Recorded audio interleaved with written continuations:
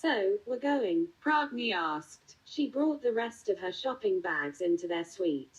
Her brunette hair cut right above her neck, the curls at the end barely reached the top of her shoulders. In her early 20s, her mother was proud that her daughter married a millionaire philanthropist. I'll make a few phone calls, Terius replied. He dressed in a tidy, chocolate brown suit and had a salt-pepper beard. Let them know I'll be out for next week. Procne heard his words, but the truth tangled in secrecy. There have been many occasions where Terius would promise to take time off work to visit home and change his mind at the last moment. Sometimes she wondered if he wanted to go back to the States, but this was the life she chose. She had everything a woman could ever dream of: a large house, maids, financial security, and a family. Procne met her husband at the age of 18 while working at a local grocery store. He was 37 years old. They married a month after her 19th birthday, then moved to Paris for 5 years. Procne left everything behind. After all this time, how could she move on from the people that mattered the most? Especially her younger sister, Philomela. She had always looked up to Procne. Unlike her elder sister, Philomela wanted to go back to school and make it independently. Hey, Mom, Itty said. The young boy prances in the room. He hopped on the edge of his parents' bed and kicked his legs back and forth. After scuffling his hair, Terius kissed him on his temple and told one of the maids to serve him one of his favorite dishes. We'll leave this weekend, Terius said. Procne's face glistened with joy. I'll call my sister and let her know. Does she still stay with Pandion? Terius asked. No, she left Dad's house weeks ago and moved out on her own, Procne said.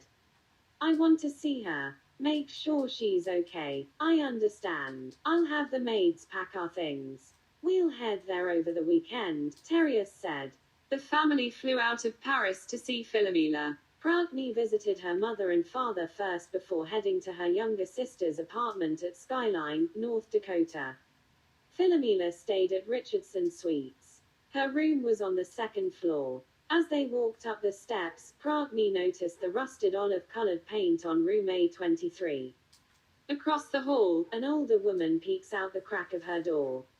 There is a design of an owl on her welcome mat. Once the strangers reached the second floor, she quickly closed her door. This is it, Procne said. She handed over her gift bags for Philomela to her husband. Their son hid behind his leg, pulling the cotton texture of his father's pants with his tiny fingers. Procne knocked on the door 3 times. After a moment, they could hear the metal tunings of the door latch. A young woman greets them, slightly overweight. Hi, the woman said. How can I help you? Do we have the right place? Terius asked. Procne swallowed her doubt and asked away. Is Philomela here? She asked. It took her a few seconds to register the question. Oh, the woman staggered.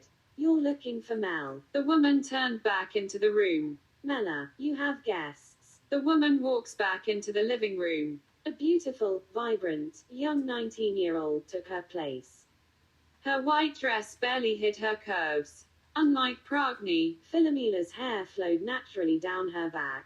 Terius blatantly stares at Philomela's body without any of them noticing. Hey, Philomela said. The sisters hugged. I've missed you so much. 5 years will do that, Procne said. This is my husband, Terius. Hi, it's nice to meet you, Philomela said. Terius reached in to embrace the sister-in-law he had never met. Though it was momentarily, the warmth of her body sharpened his senses. His breathing yielded to enhance his sensations. The aroma of springtime flowers masking her skin was intoxicating. Was it perfume, or was that her natural scent? He pondered. Itzy's tugging broke Terius's trance. And who's this little guy?